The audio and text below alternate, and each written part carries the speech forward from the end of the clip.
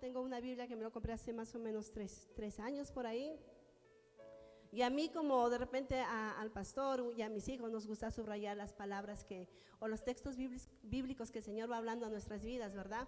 Lo vamos subrayando y lo vamos marcando y lo vamos escribiendo. Y yo ya tenía mi Biblia pues así marcada. Y después cuando dice, Señor, ¿a qué libro ahora me voy a hacer mi devocional? Pues te vas o vuelves a repetir el libro, ¿no? Y yo ya veía que estaba marcado y decía, Señor, digo, bueno, este versículo ya me has hablado en su momento y otra vez. Sabemos que el Señor en sus misericordias son nuevas cada mañana y Él tiene algo nuevo para nuestras vidas cada día. Pero el Señor a este tiempo me inquietaba y decía, cómprate otra espada, cómprate otra. Yo a veces cuando me reunía con Yuli para ver los pedidos de la librería veía, ¿verdad? Yuli decía, esta está bonita. Y le decía, me la voy a comprar.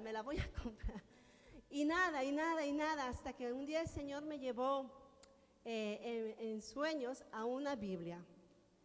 Y yo desperté y me la empecé a buscar por la librería. Y dije, esta es. ¿Y por qué? Porque le dije, Señor, yo no sé qué es lo que tú quieras hacer o hablar a mi vida nuevamente con algo nuevo. El Señor trabaja en cada uno de manera personal y esta es la experiencia que yo tengo con respecto a eso. Y el Señor me llevó y dije, Señor, yo no sé qué es lo que tú tengas, pero sé que algo nuevo vas a hacer en nuestras vidas, porque Él cada día, cada tiempo, cada semana, cada instante va haciendo cosas nuevas en nuestras vidas. No importa cuán conocedor seas tú de la palabra, pero el Señor quería hacer algo nuevo en ti y en mí. Y más o menos hace un mes mi vida era confrontada con algo que decía yo, wow, esto es fuerte. Y me decía alguien, estoy muy decepcionada de Dios. Y yo me quedé. Me acuerdo que iba con el pastor hacia Sabiñán, Oaxaca, y llamaba y preguntaba, oye, ¿qué tal? Que no sé cómo estás y no sé qué. He decidido no creer en Dios. Y yo me quedé y decía al Señor, ¿qué es esto? ¿Qué es esto? Y decía, wow, y me quedé callada por un instante y empecé a escuchar muchas cosas, y yo me quedaba y entre mí le decía, Señor, ¿qué pasa? ¿Por qué fácilmente podemos perder nuestra fe delante de Dios? Fácilmente podemos perder nuestra integridad delante de Dios. Me dolió mucho porque yo le decía al Señor, con tanto que haces tú en nuestras vidas, el simple hecho de mirar a los míos, yo a mis hijos, de verlos bien con sanidad, es tanta esa muestra de poder decir, Dios es bueno. Y porque de repente ese día te fue mal, venga, no existe Dios. Yo decía, Señor, pero el Señor estaba trabajando mi corazón y cuando estos domingos yo no pude estar en el tiempo de compartir la palabra, pero el pastor me iba compartiendo en casa y me decía, estamos hablando del temor al Señor. Y yo empecé a volver a leer la Biblia desde cero, desde el Génesis. Empecé a leer nuevamente la historia y empezamos a ver desde cuando Dios creó y cuando Dios empezó a hablar con el hombre y el primer pecado, y empecé a leer todo eso. El Señor me hablaba en una historia bíblica. Yo sé que esta semana se está hablando sobre el temor a Dios, ¿verdad? ¿Qué es el temor a Dios para tu vida? El día miércoles hablábamos con las mujeres y decíamos, ¿qué es el temor de Dios? A Dios en nuestras vidas. Es el respeto, es la obediencia, decíamos, es la sumisión que debemos de tener hacia Él. Sí, es verdad, eso es el temor a Dios. El respeto, la obediencia, la sumisión, la humildad, ese es el temor a nuestro Dios. Lo podemos decir de diferentes formas que quizás está tocando a nuestras vidas el temor al Señor, ¿verdad? Pero qué difícil es tener el temor a Dios en la prueba. Qué difícil es tener el temor a Dios en la dificultad. Y el Señor hablaba a mi corazón la historia de un hombre que aún antes de conocer los 10 mandamientos, que aún antes de conocer el sermón del monte, que aún antes de conocer esos 2 mandamientos en la cual se encierra absolutamente todo, que aún antes de conocer a Jesucristo, tuvo temor a Dios en su vida. Tuvo temor y no la pasó nada bien. Es una historia que todos conocemos. Yo sé que la mayoría que viene a la iglesia la ha escuchado. Y si has nacido en una iglesia, en una familia cristiana, la conoces. O si desde pequeño has sido instruido en escuela dominical, sabes de esta historia. Te estoy hablando de José. José, el soñador. Te estoy hablando de este hombre, José. Vamos a ir al libro de Génesis.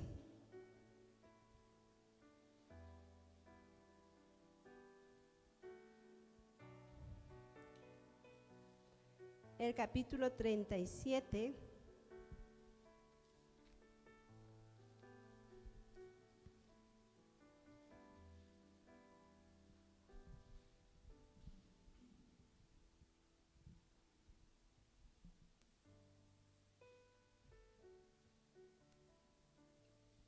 Miren, desde el capítulo 37 hasta el capítulo 50, que es el último del libro de Génesis, el Señor nos habla de la historia de José. Y si vamos leyendo más adelante, Abraham, Isaac, Jacob, todo lo que el Señor empezó a obrar en la vida de estos hombres, pero quiero en esta mañana centrarme en la vida de José. Si vamos viendo el primer capítulo, vamos a leer el 37, del verso 1 en adelante, dice así la palabra de Dios. Habitó Jacob en la tierra donde había morado su padre, en la tierra de Canaán. Esta es la historia de la familia de Jacob. José, siendo de edad de 17 años, apacentaba las ovejas con sus hermanos, y el joven estaba con los hijos de Bila y con los hijos de Silpa, mujeres de su padre. E informaba José a su padre la mala fama de ellos, y amaba a Israel a José más que a todos sus hijos, porque lo había tenido en su vejez, y le hizo una túnica de diversos colores. Y viendo sus hermanos que su padre lo amaba más que a todos sus hermanos, le aborrecían y no podían hablarle pacíficamente.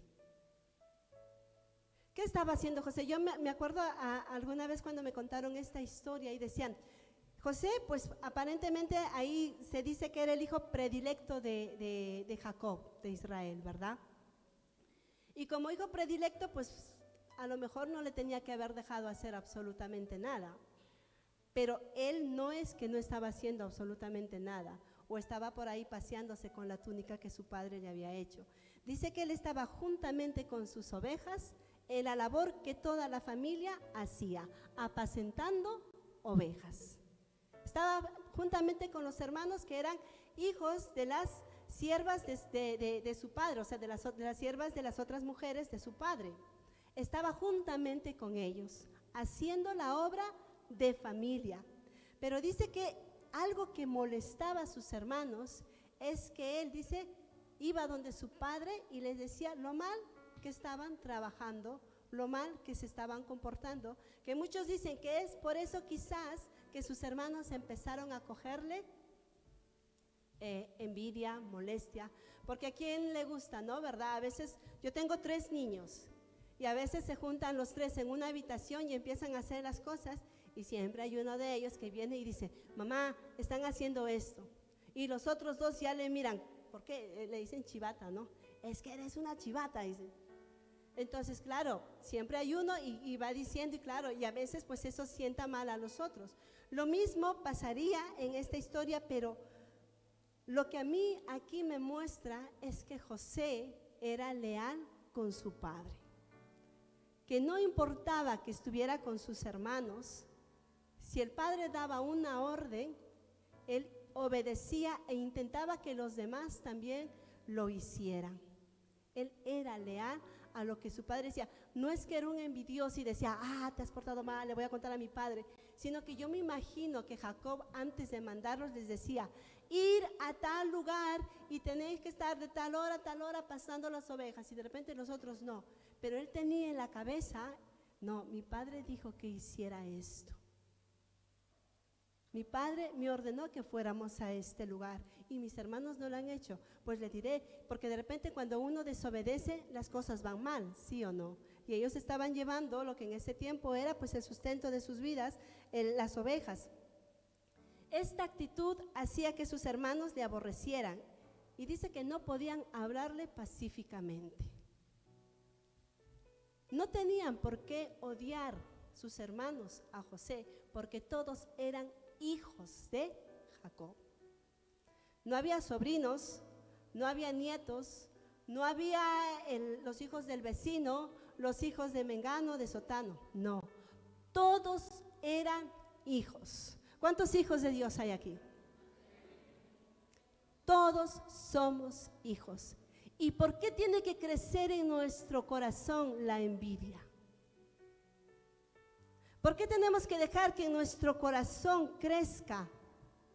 Es que es este de aquí, es que esta hermana. ¿Por qué? Si todos somos hijos. Hay una cosa con la cual Satanás se mete mucho en la vida del ser humano, en quitarle su identidad. Y caemos fácilmente en ese juego. Yo sé que el Señor aquí a muchos les ha dado palabra de Dios, profecía, el Señor les ha dado promesas, el Señor. Y el diablo es muy astuto en querer venir y robar esa identidad que Dios ha dicho de ti. Con cosas, con palabras. No, tú no eres esto. No, tú no eres así. Y caemos. Ellos eran hijos también de Jacob. No es que Jacob no los amara. La túnica que José tenía lo resaltaba, pero para Jacob no hacía diferencia. Aquí los que tenemos más de un hijo, amamos a nuestros 3, 4, 5 hijos, 6 hijos, algunos han tenido más, los amamos a todos por igual. Que a lo mejor con alguno congenies en alguna cosa. Por ejemplo, yo con la pequeña congenio en cantar porque a ella le gusta. A Jeremy no le gusta cantar. A él le gusta hacer sus creaciones o dibujar. Y en el momento que de repente pues cogemos eso, nos juntamos con él. Pero no es que si tú pasas tiempo con uno y no lo haces con el otro en su determinado momento, no lo amas. No, a todos los amamos por igual. Y lo mismo era en ese tiempo, pero claro, viene ahí Satanás, empieza a meter esos pensamientos. Y ahí empieza a crecer la envidia. Dice que estos no podían hablar pacíficamente. ¿Ustedes han visto esas personas que siempre le están buscando el odio, el rencor a una conversación? No hay paz. Ahí se están dejando robar su identidad. Le están creyendo a aquel que dice, no, tú no eres hijo. Solo él, solo ella. Dice que no podían hablar en paz con él. No había paz al momento de hablar con José. Ya le estaban mirando mal, ya le estaban diciendo cualquier cosa. Ojo, si en tu corazón no hay paz con alguien. Ojo. Que el Señor revele a nuestras vidas. Si tú no tienes paz en tu corazón con alguien, yo creo que es tiempo de que entiendas que no te dejes robar la identidad de quién eres tú. Dice que le aborrecían a causa de sus sueños y de sus palabras. José contaba los sueños que tenía acerca de Dios en su vida. José hablaba de las cosas, yo me imagino, intentaba decir las cosas bien, hablar bien. Pero claro, cuando ya empiezas tú en tu corazón a dejar crecer la envidia, empiezas a verlo todo mal. E iban y no podían tener paz en su corazón y empezaron a tenerle envidia. ¿Qué ocasionó esto? ¿Qué ocasionó esta envidia en el corazón de los hermanos de José? Que fueran y lo vendieran. Pero ojo, que no solamente eso fue el primer intento, ellos lo querían matar. Ellos lo querían matar a José. Muchas veces, cuando nosotros albergamos en nuestro corazón el rencor, la envidia, no medimos palabras, no medimos pensamientos. Jesús decía en el sermón que tan solamente que tú mires a tu hermano o que lances una palabra, ya lo estás matando. Ya no solamente es ir y hacer el acto, sino con tu pensamiento y con tus palabras ya estás matando. Entonces, iglesia, Ojo con lo que hablamos, ojo con lo que sale de nuestros labios. Por más que de repente tú te sientas enfadado, enfadada, pídele al Espíritu Santo que traiga revelación a tu vida. La palabra de Dios dice que tenemos dominio propio. Y aquel que no puede dominar su lengua, es lo que hay en su corazón. Es lo que hay en su corazón. La intención de ellos era matarlo, porque creían que matándolo se iban a librar de eso. Pero el propósito de Dios era otro. El propósito de Dios era otro para José. Lo vendieron. A partir del capítulo 39 en adelante, José es llevado a Egipto. Lo vendieron como esclavo. A lo mejor al enterarse por ahí, Satanás diría: ya no eres el preferido. Ya no eres el que tiene la túnica de colores. Ahora eres un esclavo. Imagínense ustedes esa situación de José.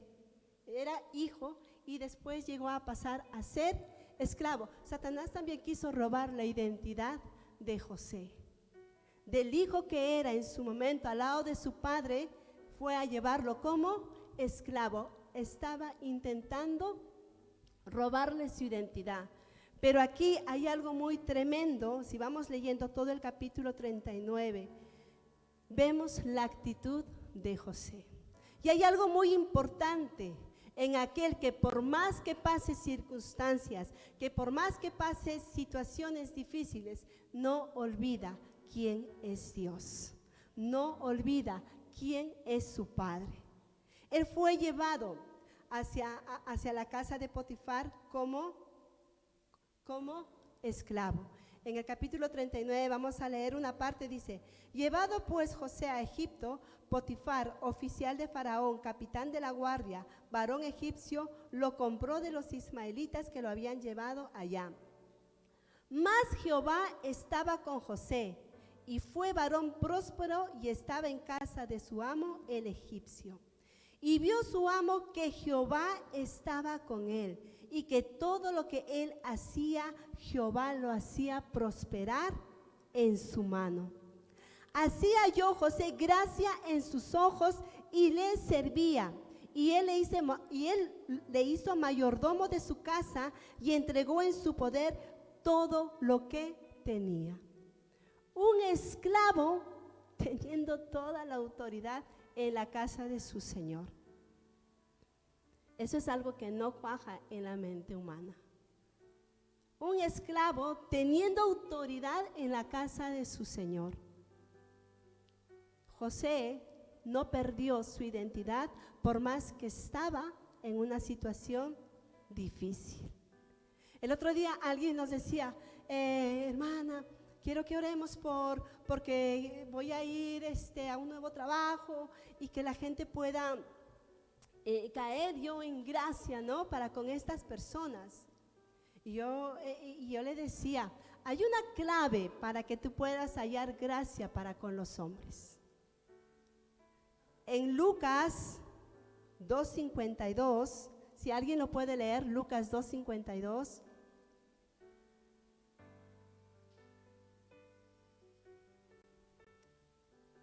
¿Alguien lo encontró? Lucas 2:52.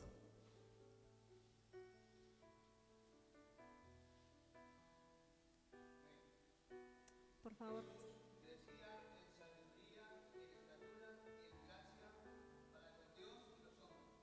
Amén.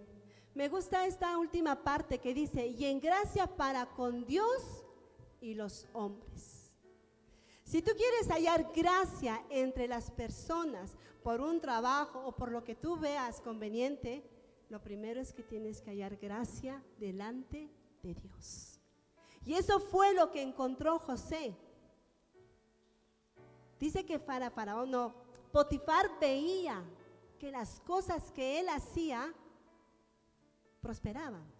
¿Qué quiere decir esto? Que José no es que llegó a ese lugar y se sentó y dijo: venga, pues ahora solo hago lo justo y lo necesario que me dicen. Dice que yo me imagino que para que pueda haber fruto, para que pueda haber un resultado de lo que él estaba haciendo, él empezó a servir. Él empezó a hacer cosas. Él no se quedó quieto. Y es ahí donde se puede ver reflejado el fruto del servicio.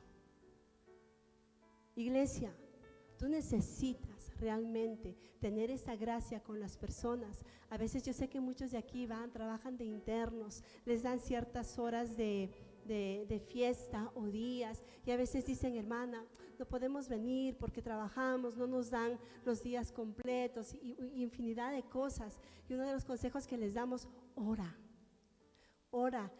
Cuanto más tu vida dependa de Dios, el Señor obrará, y te darán permisos para los cultos, y te darán permisos para los ayunos, y podrás tener esa gracia con las personas con quienes trabajes para lo que tu alma y tu vida espiritual necesita. Lo hemos visto, pero primero es hallar gracia delante de Dios, delante de Dios. Así que yo le decía, y es como este texto que dice: mas buscad primeramente el reino de Dios y su justicia, y todo lo demás viene es lo mismo. Primero busca agradar al Señor, y después tú verás cómo todo lo demás fluye, porque no serás tú, será la presencia de Dios fluyendo en tu vida. Vemos cómo José tiene una decisión bien clara, pero también vemos que viene ahí la tentación para robarle esa identidad que Dios había puesto sobre José. Viene la esposa de Potifar y quiere que duerma con él. Mira, yo soy la esposa de Potifar, soy también tu señora, así que tienes que hacer esto.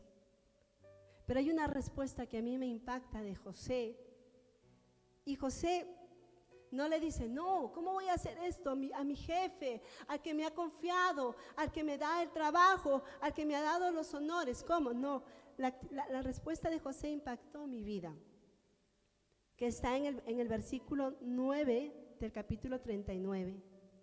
Dice: no hay otro mayor que en esta casa, y ninguna cosa me ha reservado sino a ti, por cuanto tú eres su mujer. ¿Cómo pues haría yo este gran mal y pecaría contra Dios? ¿Cómo puedo hacer esto y pecar contra Dios?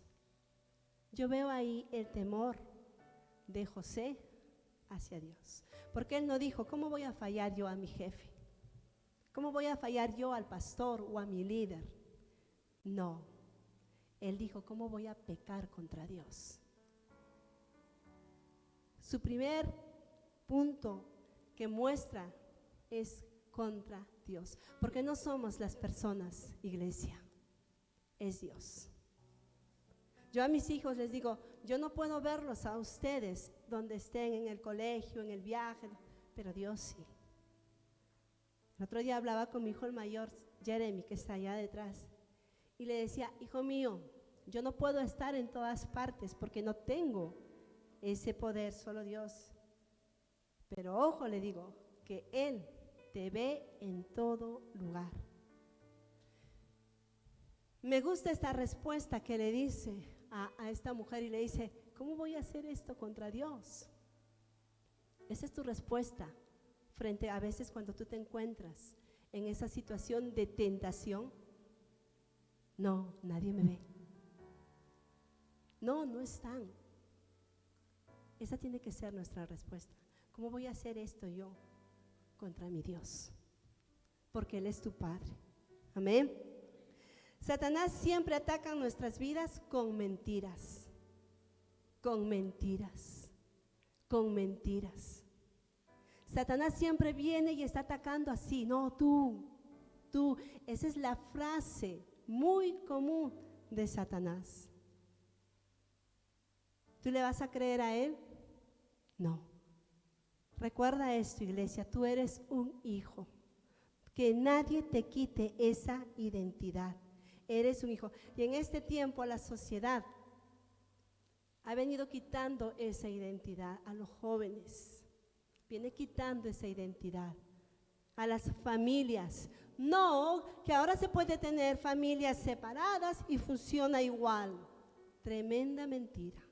Quitando identidad. Nosotros tenemos que tener bien claro quiénes somos. donde estamos. A causa de esa mentira y de esa acusación, ¿qué pasa con José? Lo llevan a la cárcel, a un calabozo. A causa de esa acusación, porque la mujer de Potifar no se quedó tranquila, no dijo, claro, no, ahora vas a ver quién soy yo. Yo tengo autoridad, decía ella, porque sí, humanamente tenía autoridad. Y con mentiras fue donde su marido y le dijo, me quiso hacer. Por eso les digo, el diablo ataca con mentiras.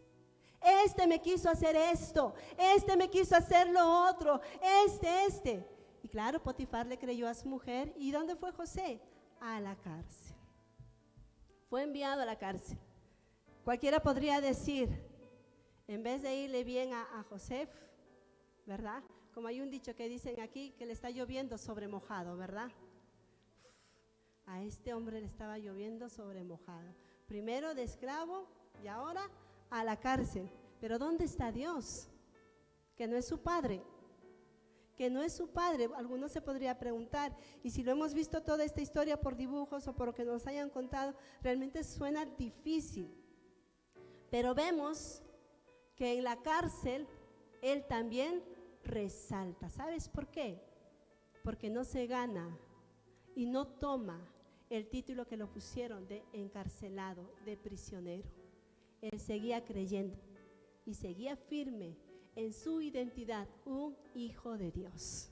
Primero estuvo como esclavo, luego como prisionero, pero él no se la creyó. ¿Por qué? Porque él sabía quién era. Fue llevado a la cárcel y en el versículo 22 del capítulo 39 dice, y el jefe de la cárcel entregó en mano de José el cuidado de todos los presos que había en aquella prisión. Todo lo que se hacía allí, él lo decía. No necesitaba atender el jefe de la cárcel cosa alguna de las que estaban al cuidado de José, porque Jehová estaba con José y lo que él hacía, Jehová lo prosperaba. José estaba en la cárcel, pero aún seguía siendo el Hijo de Dios. Según ahí seguía teniendo esa identidad que no le fue quitada. No le quitó la esclavitud, ni mucho menos le iba a quitar una prisión. Y miren, estoy de prisión o estoy de prisionero encarcelado, pero yo mando ahí. Eso no suena, ¿verdad? Y es que esas cosas tan lógicas no son para los hijos de Dios. Ustedes saben que las cosas ilógicas son las de Dios. Las que no son normales, esas son las de Dios. Las que obran de una manera sobrenatural. Y ahí sucede lo que pasó con el copero y con el panadero, y José interpreta los sueños de estos hombres. Pero también me gusta la respuesta que él le da a estos dos hombres, al copero y al panadero, cuando ellos van todos inquietados por sus sueños y le cuentan, y José le responde y les dice, en el versículo 8 del capítulo 40, les dice, ellos le dijeron, hemos tenido un sueño y no hay quien lo interprete. Entonces José dijo, ¿no son de Dios las interpretaciones? No son de Dios las interpretaciones. No fue y dijo, yo soy el profeta, yo soy el que va a dar los sueños, yo. Él dijo, no son de Dios. Ahí veo el temor que tiene José de entender que Dios es el que hace las cosas.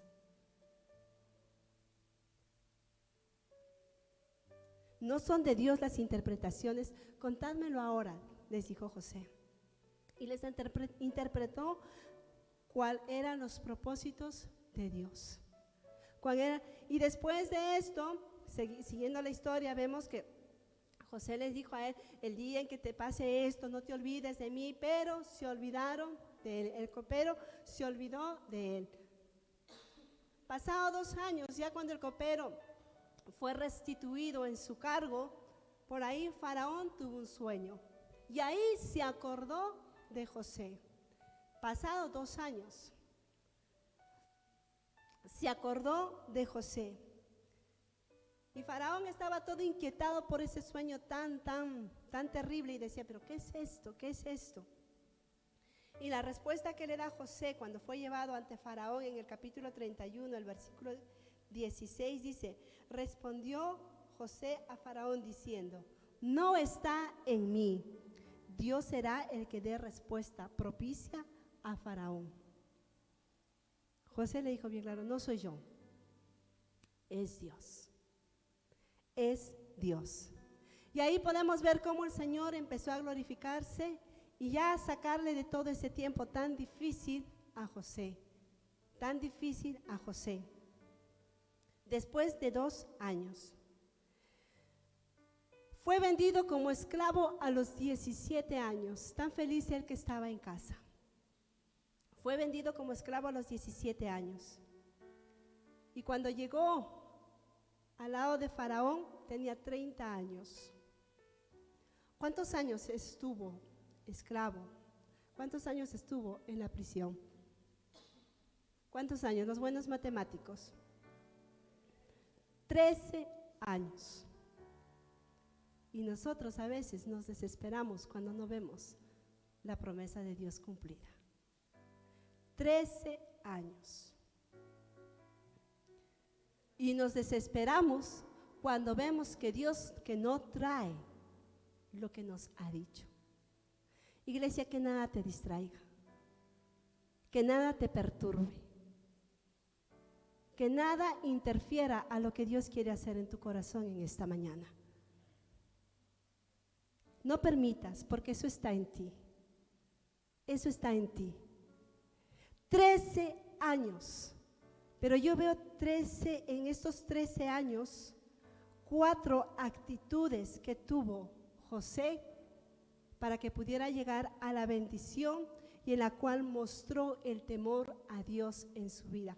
En esos 13 años, él no dejó de temer a Dios, porque en todo tiempo era Dios, Dios, Dios. Él fácilmente, al llegar al trono, porque era después de Faraón estaba él, humanamente, como muchas veces de nosotros, queremos hacer de las nuestras, él lo hubiera hecho. Él lo hubiera hecho. Pero en su corazón había temor a Dios. Y yo veo que él nunca dejó de tener ese temor al Señor. Por eso yo ponía de título a este compartir de la palabra de Dios, el temor a Jehová en el proceso. Porque es fácil decir, yo obedezco, yo amo al Señor, yo sirvo al Señor cuando las cosas nos van bien. Es fácil decir, voy a la iglesia cuando vemos nuestros días llenos de claridad. Es fácil. Pero cuando vemos las noches más oscuras y más profundas, a veces nuestros labios no pueden decir lo mismo. Y empezamos a ver el yo, el yo, el yo y el yo. Pero cuando uno determina en su corazón realmente tener activo el temor de Dios en nuestras vidas, el Señor hace la obra. ¿Qué trae el temor a Dios a nuestras vidas? Lo primero es la lealtad. Si tú tienes temor a Dios, eres leal. Por eso en todo tiempo no piensas en las personas, sino piensas en agradar a Dios. Y si tú agradas a Dios, fácilmente vas a poder ser leal a las personas. Si tú le eres leal a Dios, fácilmente vas a poder ser leal a las personas. En tu centro de trabajo, tantas horas tienes que estar, eres leal. Si estás en un lugar de economía, eres leal. Si tu jefe empieza a tener esa confianza de poderte dar cosas, eres leal, no empiezas a abusar. ¿Por qué? Porque primero eres leal hacia el Señor. Y ese temor es lo primero, lo que va a causar que tú seas leal. Entonces ya no te va a ser difícil, y más aún en su obra. Iglesia, días de ayuno, eres leal a Dios y vienes a ayunar. Los miércoles, días de oración, eres leal a Dios y vienes a los tiempos de oración. ¿Qué más trae? En Mateo 25, 21, pero antes quiero leerles una breve frase del significado de lealtad. Dice, sentimiento de respeto y fidelidad a los propios principios morales, a los compromisos establecidos hacia él mismo o hacia alguien. Uno es leal también cuando tú tienes principios. La lealtad muchas veces hace que te calles y que te frenes, porque está el dominio que el Señor pone en tus vidas. Porque tú dices, no quiero pecar contra Dios. La lealtad implica ciertos valores morales y éticos. Una persona leal será respetada por otro y generará confianza plena. Sin lealtad es imposible entablar una amistad o una relación a largo plazo. Iglesia, en este tiempo, la lealtad es algo que se ha dejado mucho y es algo que tenemos que recuperar. Y eso se recupera viviendo bajo el temor a Dios. En Mateo 25, 21, si alguien lo puede leer, por favor. ¿Qué dice Mateo 25, 21?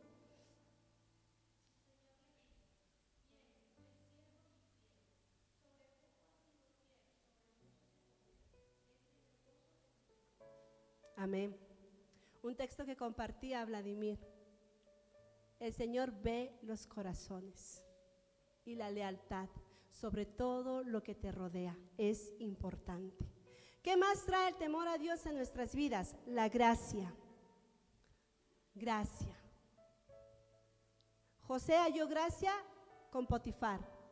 José halló gracia con el jefe de los carceleros. José halló gracia con Faraón.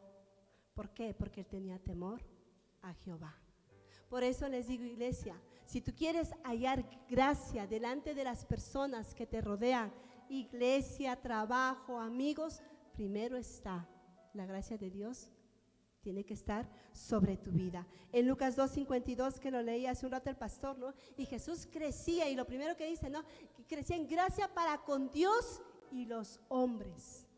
No era alguien que por ahí andaba solito, alejado, o que algunos con las justas se le acercaban. No. Era alguien que era aceptado. Y la persona que cae en gracia, pues te atrae. Yo, por ejemplo, he visto personas que tienen esa gracia de poder tener esa cercanía con muchos. Y yo digo, wow, qué bonito. Qué bonito. Tengo una amiga allá en Perú, que ella era una persona así. Conocía a alguien y caía en gracia, y esa confianza y eso fluye, y es que es una persona adoradora de Dios. Entonces, el temor al Señor trae la gracia a nuestras vidas. Ay, es que yo con esta persona no me llevo bien. Es que, no sé, no cuajo, no. Preocúpate en hallar la gracia de Dios sobre tu vida, para que después tú puedas fluir con las demás personas. Sé que hay personas con las que podemos tener esa afinidad, ¿verdad? Y de poder ser bien y todo, pero la gracia va más allá de la afinidad. La gracia va más allá de que realmente pues podamos ser buenos amigos, sino que tú puedas reflejar esa confianza, esa amistad, esa solidaridad. Esa es la gracia de Dios. ¿Qué más trae el temor de Dios en nuestras vidas? El servicio. Servicio, prestar asistencia a quienes necesitan ayuda. José no estaba quieto. ¿Saben una de las cosas por qué vieron tanto el carcelero como Potifar y como Faraón la actitud de él? Porque él estaba al servicio de los demás. Al servicio. Una de las cosas que muchas veces recalcamos aquí con el pastor es: sirve mientras tú puedas, ve, sirve, aquí estoy para hacer esto. Y las personas que tienen ese don de ser serviciales son gente agradable. Son gente agradable. Pero eso se puede encontrar teniendo el temor de Dios a nuestras vidas. En Lucas 22, 27, y si otra persona puede leer Mateo 20, 28, Lucas 22, 27, y por favor otro Mateo 20, 28.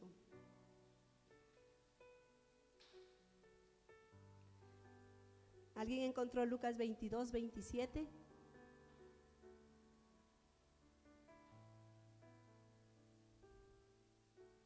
Lucas 22, 27. ¿Quién dijo amén por ahí? Por favor, ¿lo puedes leer?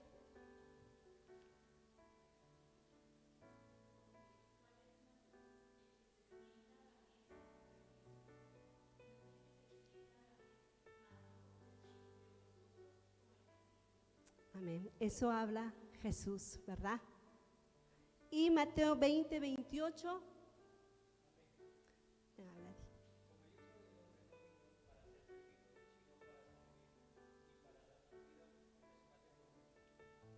Amén.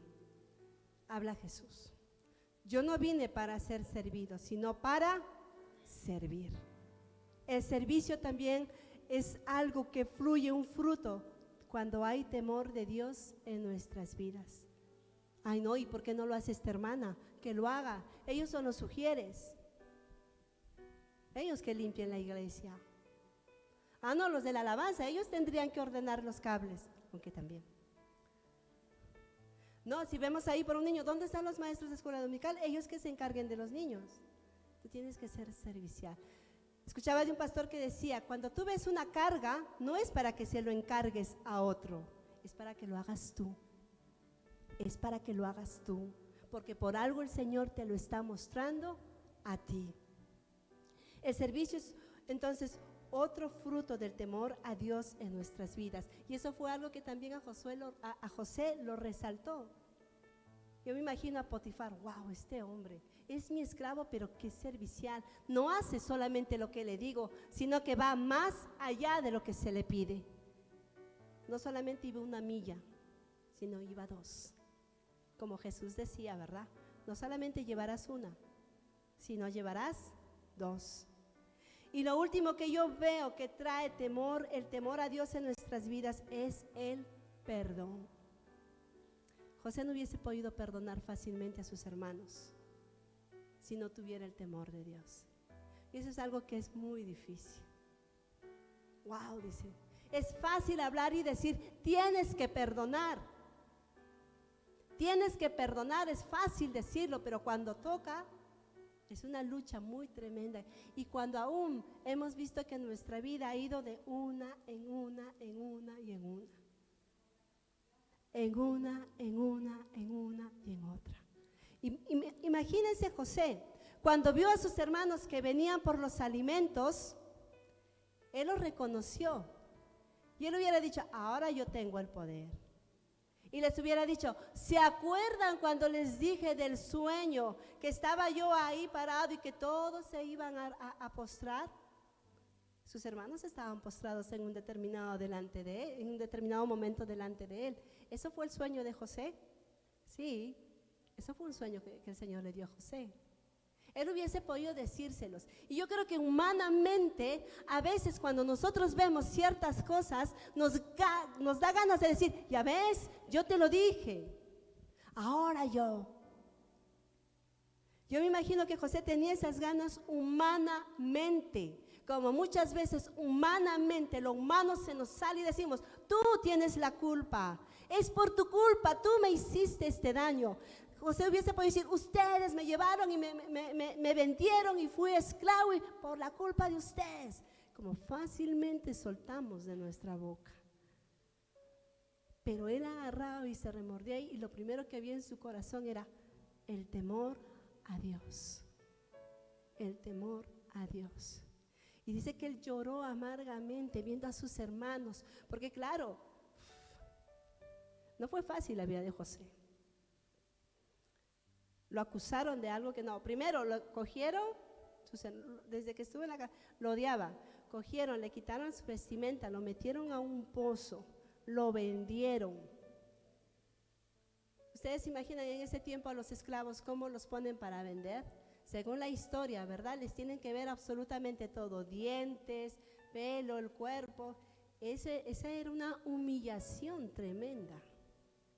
Y no los ponían, cuando iban a ser vendidos, no los ponían así vestidos, los ponían desnudos para que los vieran completamente si les iba a servir o no los iban a servir. Esa humillación, fue humillado. Luego llega a la casa de Potifar, lo acusan de algo que él no hizo. Y él decía, pero si dije que no, y ahora me acusan. Y eso duele. Yo me imagino las veces que José habrá llorado. Porque también era humano, ¿sí o no? Y muchas veces nosotros, ¿cuántas veces lloramos y decimos, pero ¿por qué? Si esto no era así, si esto no pensaba, yo hice esto con esta intención y mira cómo me pagan. Yo con todo mi corazón voy y hago esto y me dan la espalda.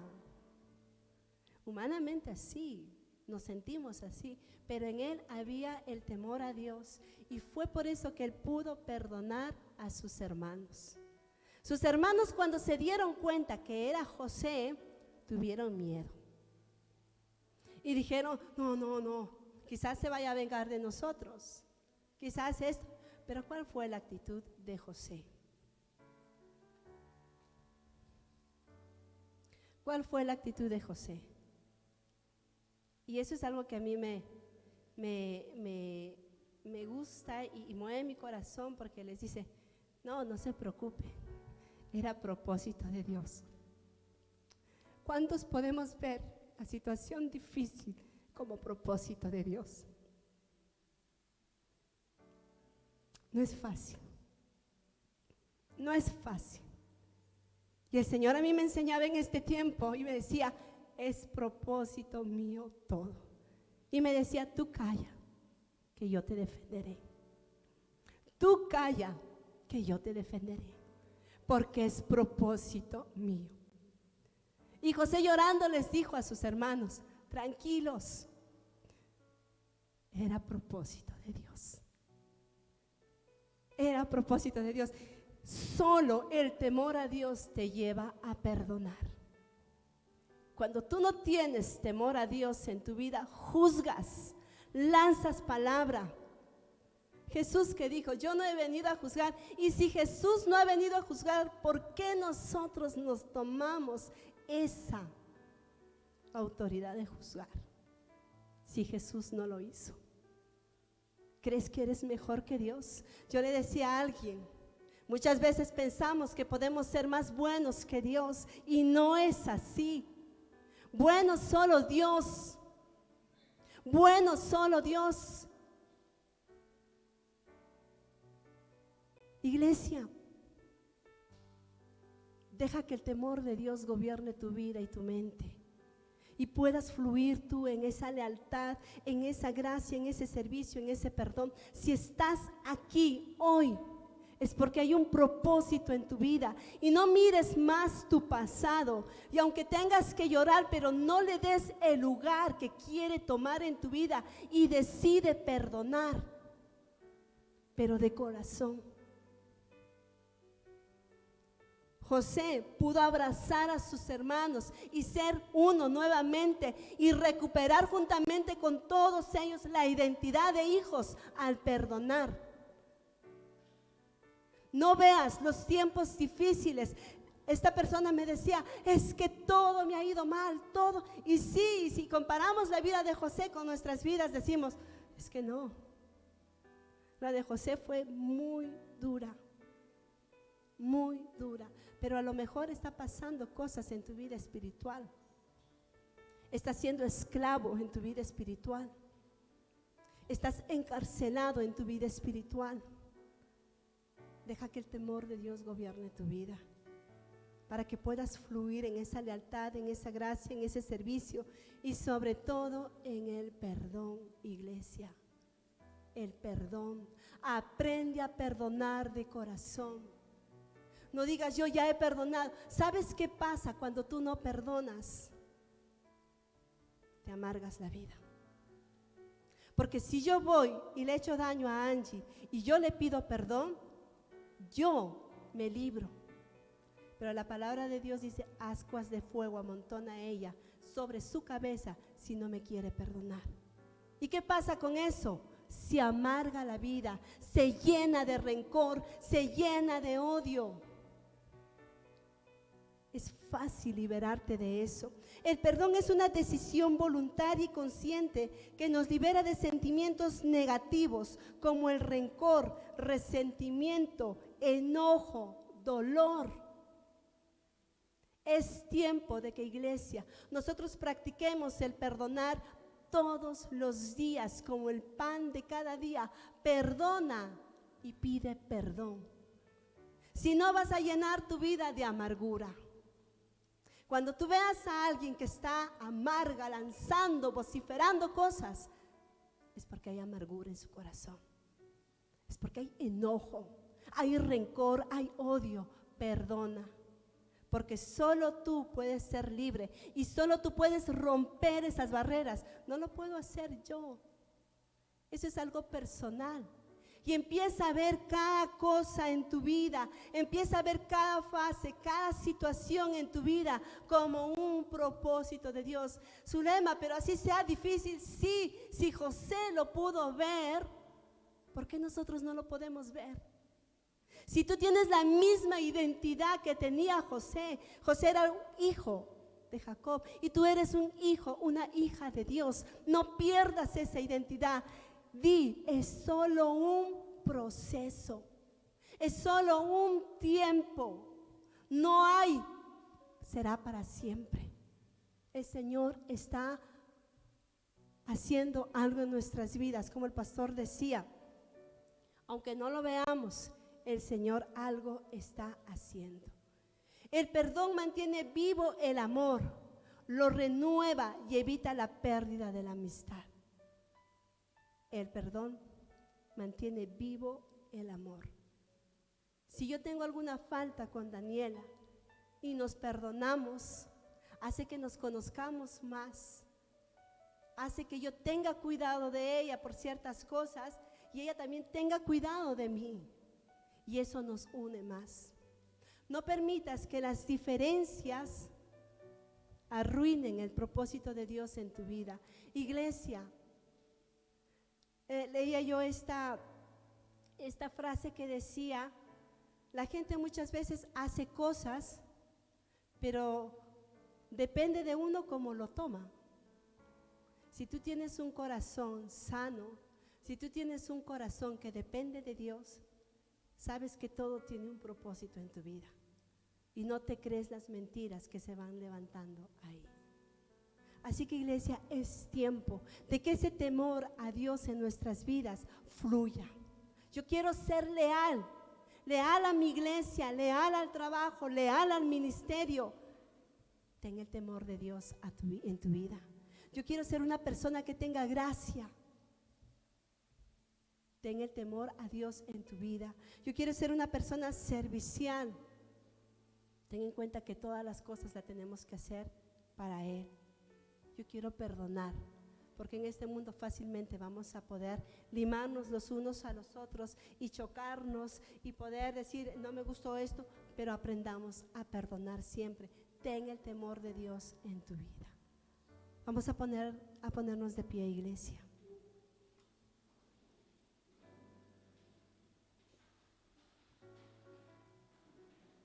Yo sé que muchos de aquí hemos pasado circunstancias, enfermedades, familia, trabajo, papeles, infinidad de cosas. Porque yo creo que no va a haber ninguno que diga, no, yo no pasé nada así. Pero si estamos aquí ahora viéndonos la cara, es porque Dios tiene un propósito con nuestras vidas. Y Dios te ama, Dios me ama. Y el Señor quiere hacer algo en nuestras vidas. No que seamos uno más de un montón, sino que seamos esos hijos con ese llamado, con ese pensamiento, como ese instrumento que Dios ha determinado de nuestras vidas. No hace mucho hablábamos que somos una iglesia como un cuerpo. El cuerpo tiene manos, tiene pies, tiene ojos, tiene cabeza, tiene diferentes partes y todos somos necesarios. Pie, no envidies lo que hace la mano. Mano, no envidies lo que hace el ojo. Ojo, no envidies lo que hace la cabeza. Cabeza, no envidies lo que hacen los dedos. Cada uno es especial y necesario y cada uno tiene un propósito en sus manos. Que nada ni nadie te robe tu identidad. Que nada ni nadie robe esa identidad. Y por más que estés pasando por aguas, por fuego, por el desierto, no te olvides que eres un hijo de Dios. No lo olvides. Por más que estés, entre comillas, de esclavo, entre comillas, de encarcelado, no olvides que eres un hijo de Dios. Esto es un tiempo. Pero si en tu vida espiritual hay que romper esa esclavitud. Pero si en tu vida espiritual hay que romper esas cadenas que te atan y te hacen prisionero, prisionera, pide al Señor. Quiero que cierres tus ojos y empieces a orar. Qué importante es tener ese temor de Dios en nuestras vidas. Pero pase lo que pase, los ojos del Señor estarán sobre ti.